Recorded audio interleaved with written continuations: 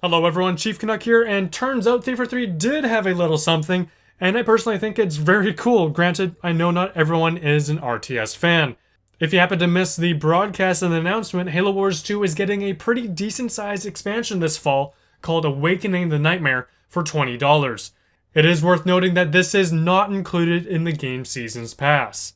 To quickly summarize it before I go in depth, Awakening the Nightmare comes with all new content, including a new Banished campaign experience, bookended by blurred cutscenes, the new Terminus Firefight mode, and 2 new unannounced Banished leaders. Alongside the expansion's release will be 2 brand new multiplayer maps that Thief 3 will be releasing for free for everyone. Doesn't matter if you bought the expansion or the Season's Pass, everybody will be getting these maps. The Season's Pass still has 4 leaders to come, including Jerome, yes, Jerome's going to be a leader, and Arbiter Ripa Morimi, the Arbiter from Halo Wars 1. Apologies if I butchered his pronunciation. Plus 2 remaining unrevealed leaders for a total of 8 total leaders. If you don't have the Season's Pass, they're $5.99 each. Jerome and Arbiter, who is still very dead, will be arriving later in June. Arbiter also has a banished twist apparently, so be on the lookout for some changes since Halo Wars 1. The Season's Pass also has 2 new campaign missions that will be released before Awakening the Nightmare. And yes, the Flood is canon here, and yes, it appears the cut Halo 2 Flood Juggernaut is in the game, known as Abomination Hive Commander from the looks of the in-game footage.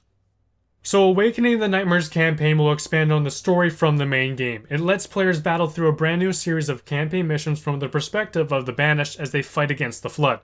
The campaign takes place just a few months after the events in Halo Wars 2, where war for control of the Ark continues as the Banished will do anything to regain the upper hand over Captain Cutter and the troops aboard the UNSC Spirit of Fire. Now, how did the Flood manage to get to the Ark? Well, Thief 3 gave us this as the explanation. During the events of Halo 3, the Flood took control of High Charity and crashed it on the Ark in the event to stop its ability to fire and rebuild the Halo rings. While most of the Flood was destroyed in the crash of High Charity, and in the explosive end of Halo 3, even the smallest remaining spore of Flood can take over the galaxy, given enough time.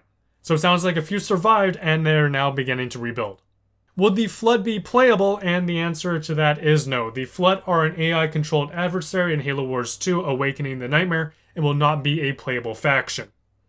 The new Firefight mode is called Terminus Firefight. It's a cooperative mode where players build both bases and armies to defend and survive against an onslaught of the Flood. Now, we may begin to see gameplay from YouTubers and media outlets soon, as this mode is currently playable at E3 as well as Jerome and Arbiter.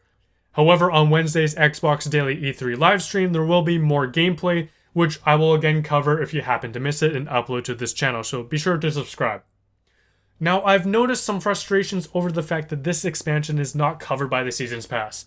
The description of the Season's Pass is as follows. The pass delivers regular updates that span more than 6 months, including new leaders, new units, new blitz cards, and new campaign missions that expand the Halo Wars 2 story. Now, the description said missions and not a full additional campaign, to which Grim Brother 1 said on Twitter that the Season's Pass covers 2 campaign DLC missions that they'll be talking about very soon, and of course they are going to be releasing before this expansion. So Awakening the Nightmare is different as it includes its own campaign, not just 2 missions, a new mode, and leaders. It's an expansion as opposed to smaller DLC, which is what Season's Passes are generally meant for, offering a bulk discount on a bunch of smaller planned DLC. To put this expansion in perspective, I'll use a relatively recent example. Think of this as like Destiny's The Taken King expansion, as it adds quite a bit to the game. Now, The Taken King had a $40 price tag, and Awakening the Nightmare has a $20 price tag. In the end, only you can be the judge whether or not it's worth your money. I'm not here to push it down your throat, I'm just here to tell you guys the news and the facts. With that being said, be sure to share your thoughts in the comments down below. I look forward to reading them as always. Personally, I'm really looking forward to this. I love the Flood, I love that they're back, and I'm wondering if this means that they'll be in future Halo games. Please bring them back, I love them. As always, thank you for watching. If you enjoyed the video, please consider hitting the like button and subscribing if you haven't already, as it greatly helps out the channel. My name's Chief Canuck, and I hope to see you all next time.